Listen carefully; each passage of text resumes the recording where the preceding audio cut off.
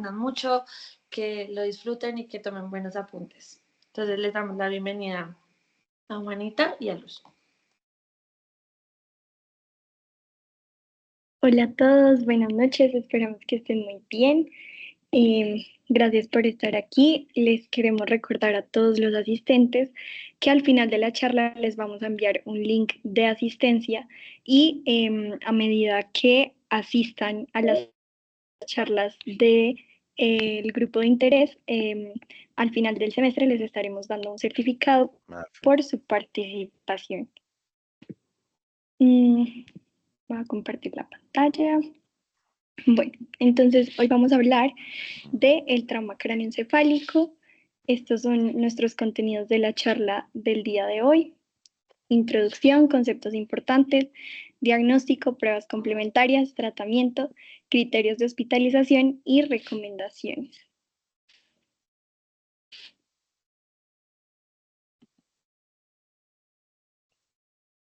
Bueno, el trauma cráneoencefálico se define como una lesión de las estructuras de la cabeza debido a una fuerza externa de origen mecánico. Es importante que tengamos en cuenta que el trauma cráneoencefálico es frecuente en niños y es un motivo de consulta muy común en los servicios de urgencias pediátricas. La magnitud del trauma cráneoencefálico es muy variable. En los niños suelen ser leves, pero en algunas ocasiones pueden llegar a generar lesiones intracraneales, de las cuales vamos a hablar más adelante a lo largo de la charla, que se asocian a alta mortalidad y morbilidad con aparición de secuelas a largo plazo en los niños. Es importante saber para estudiar del trauma cráneoencefálico dos entidades principales. El daño cerebral primario, que es el que ocurre en el mismo momento del trauma, que puede variar según dónde se localice el trauma. Entonces, si el traumatismo ocurre en el eje laterolateral del cuerpo, suelen haber lesiones extraaxiales, como por ejemplo el hematoma epidural, el subdural, la hemorragia subaracnoidea o lo que se conoce como lesiones golpe contra golpe. Por otro lado, en el daño cerebral primario, si el traumatismo ocurre en el eje centroaxial o paramedial, hablamos de que puede haber daño axonal difuso debido a la lesión de estructuras más profundas. Este generalmente es el trauma más frecuente en niños, el que se da debido a un golpe que afecta el eje centroaxial o paramedial, en el que se provoca daño axonal difuso. Por otro lado, tenemos el daño cerebral secundario, que es cuando, secundario al trauma, se genera isquemia, hipoxia o aumento de la presión intracraneal en el paciente. La alteración más frecuente en los niños específicamente es la hipoperfusión, que se da secundaria a vasoespasmo, que provoca isquemia cerebral después del trauma. Las fracturas craneales y lesiones intracraneales secundarias al trauma craneoencefálico son más frecuentes en los niños menores. Esto se debe a que entre menor sea el niño, pues más superficie craneal tiene un plano óseo más fino, una musculatura cervical más débil y tiene un mayor contenido de agua y menor contenido de mielina. Entonces lo hace más susceptible a verse afectado por el trauma craneoencefálico. Las causas más frecuentes del trauma craneoencefálico en niños son los accidentes. Como lo mencionamos al inicio de la charla, los más frecuentes son leves y se dan por caídas o por accidentes de tránsito o en bicicleta. También algo que al leer del tema nos llamó bastante la atención es que en los niños menores de 12 meses, el trauma más frecuente, el mecanismo de trauma más frecuente es el maltrato y debido a eso es dentro del trauma craneoencefálico la causa de mortalidad, de mayor mortalidad en los niños menores de 12 meses afectados por el trauma craneoencefálico. El mecanismo del trauma depende de la edad del niño y de su desarrollo psicomotor. Entonces, según la edad, existen distintos mecanismos para que se dé el trauma. En los niños menores de 2 años, básicamente son las caídas y el maltrato. En los niños entre 2 y 10 años son los accidentes de tránsito o en bicicletas o caídas. Y los niños mayores de 10 años, el mecanismo suele ser por accidentes en deportes, accidentes de tránsito o en bicicletas.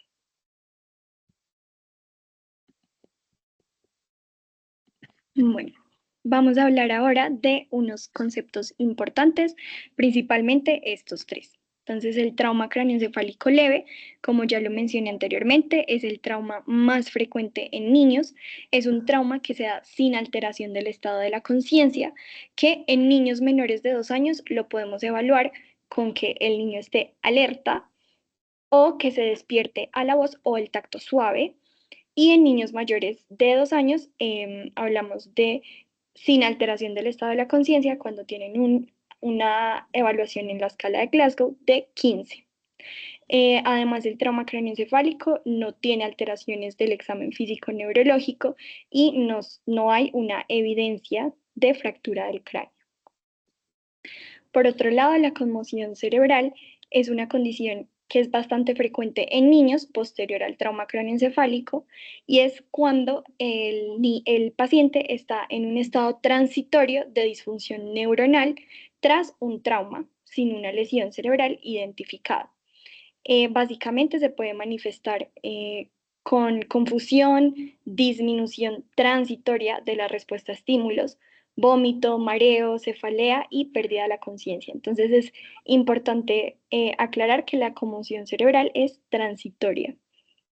Y por último tenemos la lesión traumática clínicamente importante, que es básicamente la lesión intracraneal secundaria al trauma craneoencefálico que requiere una intervención quirúrgica, cuidados de soporte o monitorización intensiva o una hospitalización prolongada. Por ejemplo, la fractura deprimida o la fractura de base del cráneo es una lesión traumática clínicamente importante secundaria al trauma craneoencefálico.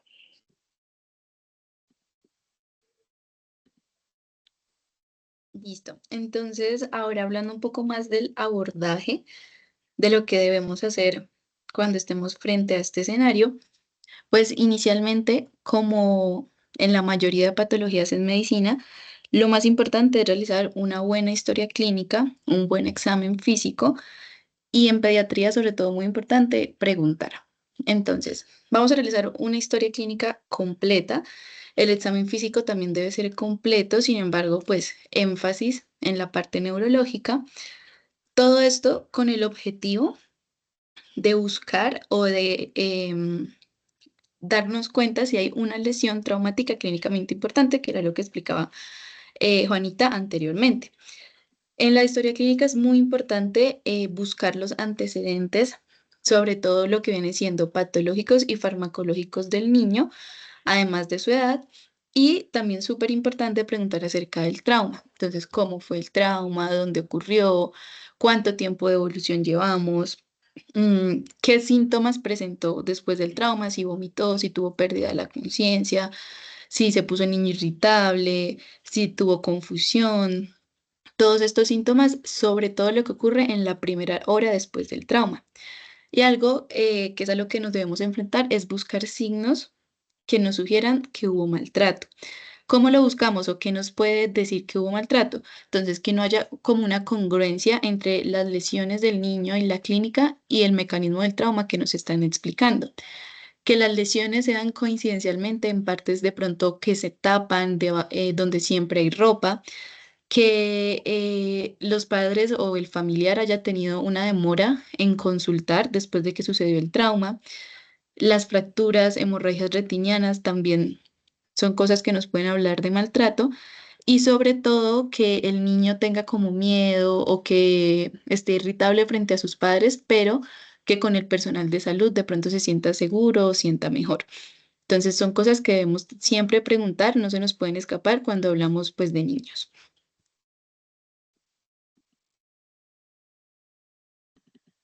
Ya respecto a cómo, digamos que hacer esta evaluación de los niños, vamos a tener dos fases. Entonces tenemos una evaluación primaria y una secundaria. En la evaluación primaria es donde vamos a buscar la estabilización inicial del paciente, donde vamos a abarcar o a tratar las condiciones que nos estén amenazando la vida del paciente o que pongan en riesgo, sobre todo evitar la hipoxia, asegurando la oxigenación y la perfusión cerebral. Entonces, eso lo hacemos mediante el ABCDE, donde hablamos vía aérea, la respiración, la circulación del niño, si tiene algún déficit neurológico y la exposición. Entonces, debemos, aparte de ver esto, pues claramente abordar. Entonces, si debemos asistir la vía aérea, si debemos dar oxígeno, tener accesos venosos.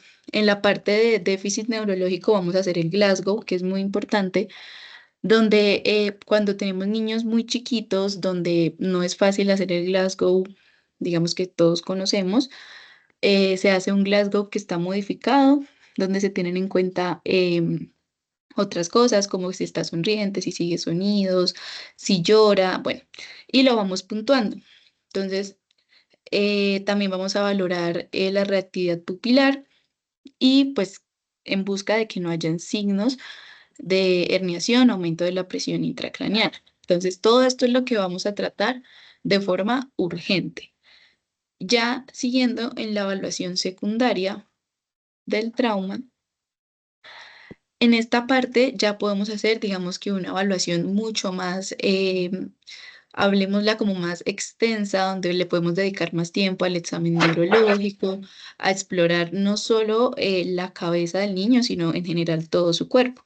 Entonces vamos a tratar de hacer un examen neurológico lo más completo que se pueda, con pares craneales, con reflejos. Volvemos a recalcular el Glasgow, evaluamos el lenguaje del niño, el comportamiento, si de pronto tiene alguna alteración de pronto que no hace contacto visual, que está somnoliento, vamos a revisar todo esto. Y en la evaluación secundaria, pues ya vamos a tener la posibilidad de solicitar unas imágenes diagnósticas em, según los hallazgos. Entonces, digamos, de forma o a grandes rasgos, lo que podemos buscar sin imágenes, pues es ver si de pronto tiene lesiones en en cuero cabelludo, evaluar que no hayan crepitaciones, que no haya esa sensación de escalón que nos hable de una fractura, que tengamos signos indirectos de fracturas de bases del cráneo, como el hemotímpano, los ojos en mapache, que no esté sangrando. Podemos realizar un fondo de ojo para descartar todo lo que es el papiledema, aumentos de la presión intracraniana y también, pues digamos que lo más evidente que podemos de los hematomas, pues es el hematoma subgaleal, pero esos golpes, esos signos, pues nos pueden hablar de que de pronto tengamos algún hematoma, pues mucho más grave y requiramos una imagen diagnóstica. Entonces, esto es en la evaluación secundaria. Después, lo que vamos a hacer de esta evaluación clínica y física del niño, pues tenemos que tener en cuenta que el riesgo de esos daños secundarios que nos explicó Juanita son más o menos a las 4 o a las 6 horas después del trauma. Y respecto a la clínica y a la exploración física, debemos evaluar y clasificar a ese niño en un riesgo de presentar una lesión por ese trauma. Entonces tenemos que se dividen en riesgo alto, intermedio y bajo. El riesgo intermedio es como esa zona gris, esa zona que causa como más, como conflicto, como dificultades. ¿Será que le damos egreso? ¿Será que lo monitorizamos, lo hospitalizamos? Entonces, a esa zona gris o si metemos o encasillamos al niño en la parte de riesgo intermedio, a ese niño siempre lo vamos a dejar en observación. ¿Y qué vamos a hacer? Revalorar. Entonces, revaloramos con Glasgow. Obviamente, volvemos a preguntar qué signos ha tenido el niño, si ha convulsionado, si ha estado otra vez somnoliento, qué ha pasado con el niño desde la última vez que lo vimos, al menos de 4 a 6 horas después del trauma. Y ahí podemos determinar ese daño secundario que nos dejó.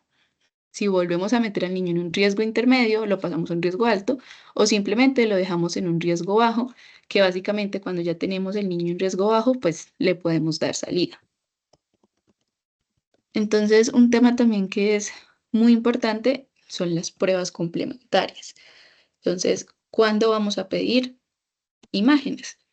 Entonces, como dijimos, el objetivo es buscar lesiones que sean clínicamente traumáticas importantes, que nos muestren que pasó algo dentro del parénquima cerebral. Entonces, tenemos que la prueba, digamos, la prueba GOLD es pedir un TAC. Entonces, el TAC es el que se le realiza a los niños en general en todos los contextos donde determinemos que sí hay que pedir una imagen. Digamos que el único conflicto con el TAC pues es la radiación. Sin embargo, pues vamos a como evaluar pues riesgo-beneficio y necesitamos pues ver la imagen. Tenemos que lo que es radiografía de cráneo y ecografía, sobre todo la ecografía no ha demostrado que sea útil, no suele ser indicada y la radiografía únicamente cuando sospechamos que hay signos de maltrato o que sospechamos que hay un cuerpo extraño. En ese caso vamos a pedir la radiografía.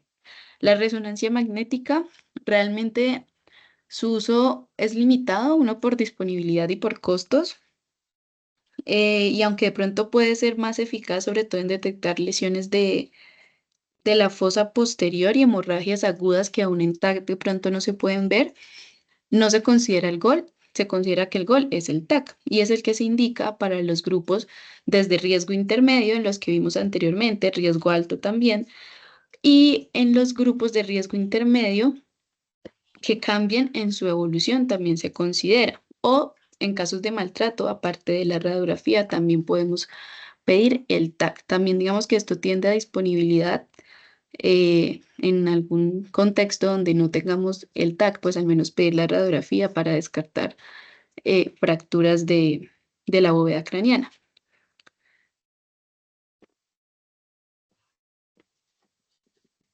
Listo.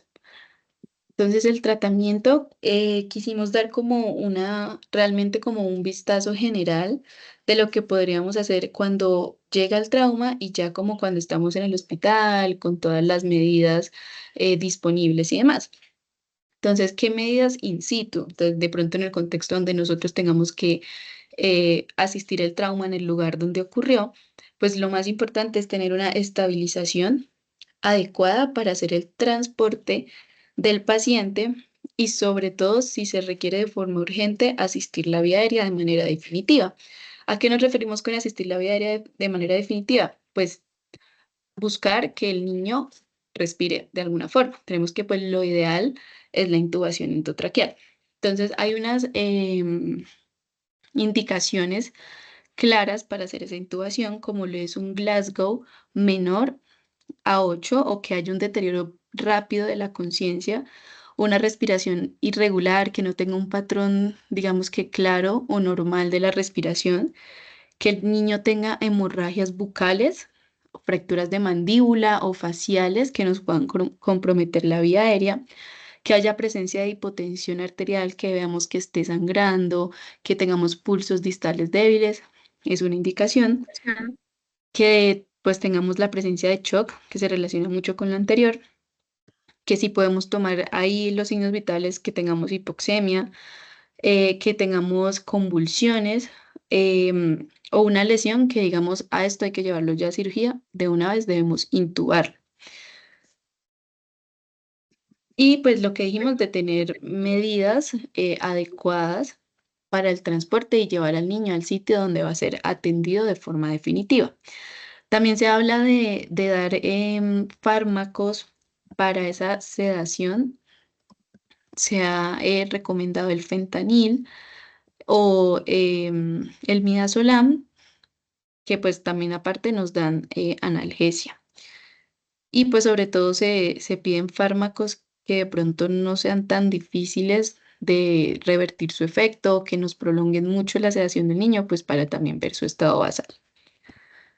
Ya por medidas hospitalarias, entonces estas medidas hospitalarias están encaminadas, digamos que a prevenir el daño neuronal que pueda causar pues el trauma y la hipertensión intracraneana.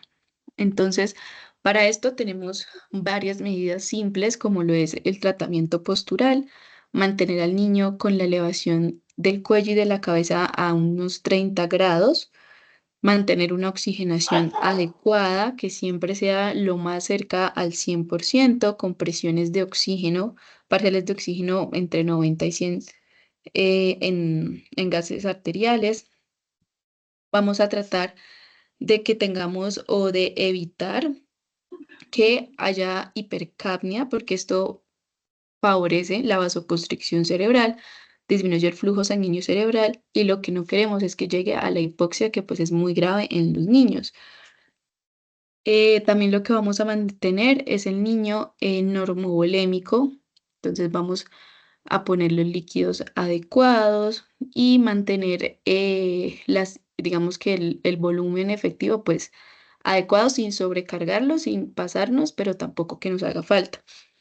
La temperatura, los niños pueden presentar fiebre o por el contrario hipotermia, pues mantenerla regulada.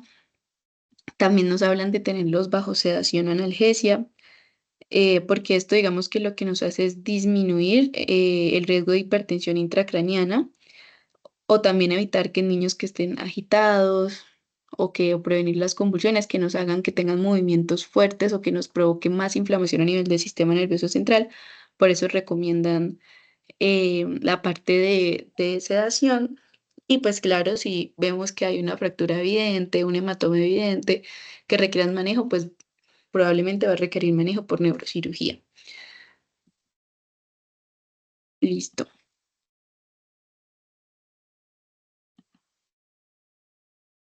Y ahora vamos a hablar de cómo podemos ponerle ese apellido al trauma craneoencefálico. Entonces, la tablita anterior era para el riesgo de que el niño presente una lesión. Este es para clasificar la severidad del trauma. Entonces, lo podemos dividir en leve, moderado, moderado grave y grave. Entonces, para el trauma craneoencefálico leve, va a ser niño con Glasgow de 15. No va a haber focalización, ni fracturas, ni amnesias.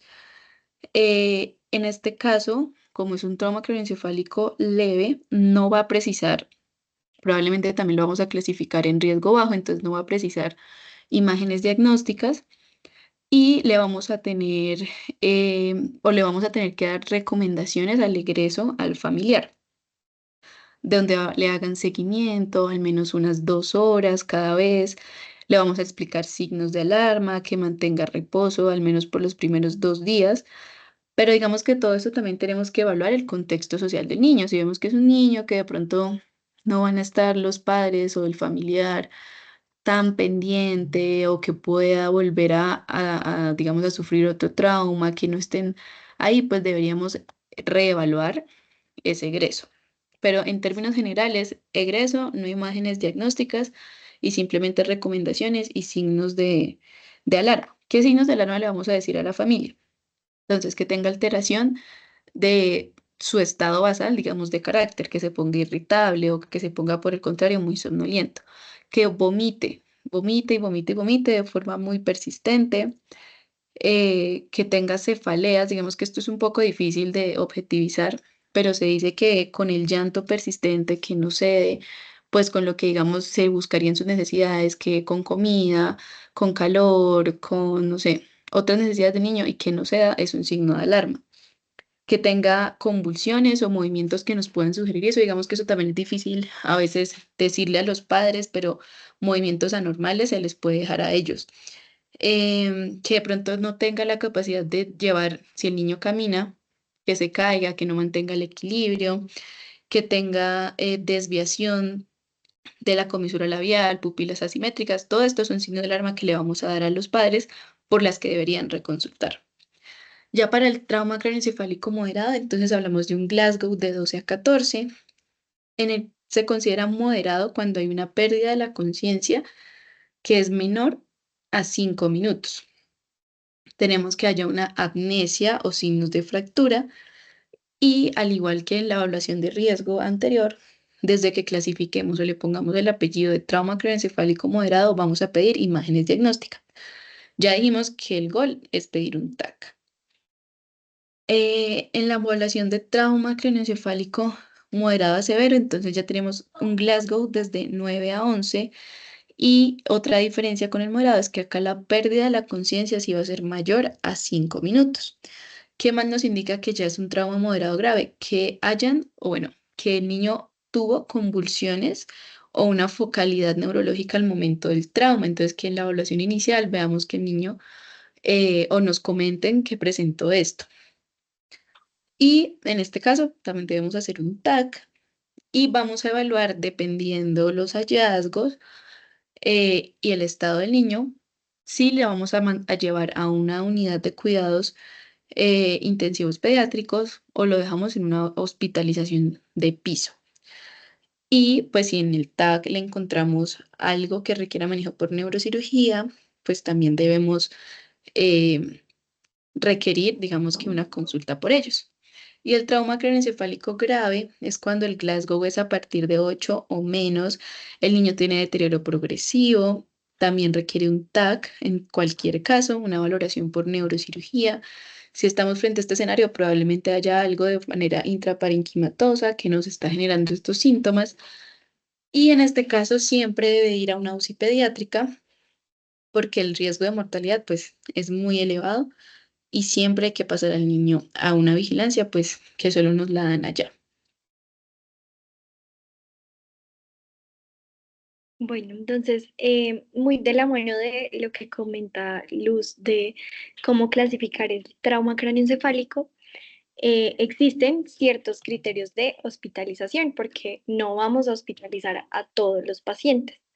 Entonces, básicamente, vamos a hospitalizar a cualquier paciente que tenga un Glasgow menor de 15, que tenga focalidad neurológica, que no esté tolerando la vía oral, es decir, que esté vomitando mucho, que tenga sospecha de maltrato, que como ya Luz nos lo comentó anteriormente, pues existen ciertas maneras que nosotros como profesionales podemos identificar que el niño está siendo maltratado en su hogar, que haya lesiones extracraneales graves o también que haya presencia de lesiones intracraneales, que se sospeche que los cuidadores son personas inadecuadas o que no están en la competencia para vigilar al niño, y que es importante también tener en cuenta que los pacientes con un Glasgow menor a 13 o que presenten focalidad neurológica o lesión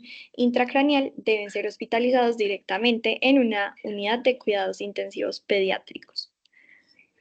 Por último, muy importante, una vez se dé el egreso a los pacientes, como comentábamos anteriormente, la mayor parte de los niños que presentan trauma craneoencefálico, como lo más común es que sean leves, se pueden manejar ambulatoriamente con la observación responsable por parte de un adulto durante 24 a 48 horas. Es importante que nosotros le recomendemos a los acudientes del niño que si durante esas 24 a 48 horas el paciente llega a presentar cefalea intensa, irritabilidad o cambios en el comportamiento, episodios de vómito a repetición, alteración del comportamiento, el equilibrio, la visión o el habla, que el niño manifieste que no puede ver o que el niño no puede hablar, que eh, el niño se quede dormido y cueste mucho despertarlo o que al contrario no duerma durante esas 24 a 48 horas o que si tiene movimientos extraños o pérdida de la fuerza y que si está saliendo líquido por la sangre, líquido o sangre por los oídos o la nariz, se debe acudir a un servicio de urgencias pediátricas.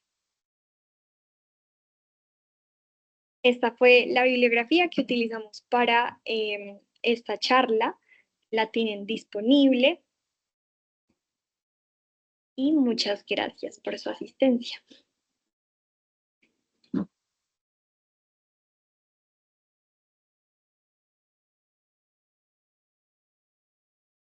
Muy completa la charla, sí, como que abordaron como todo lo importante. Cuando uno habla de un trauma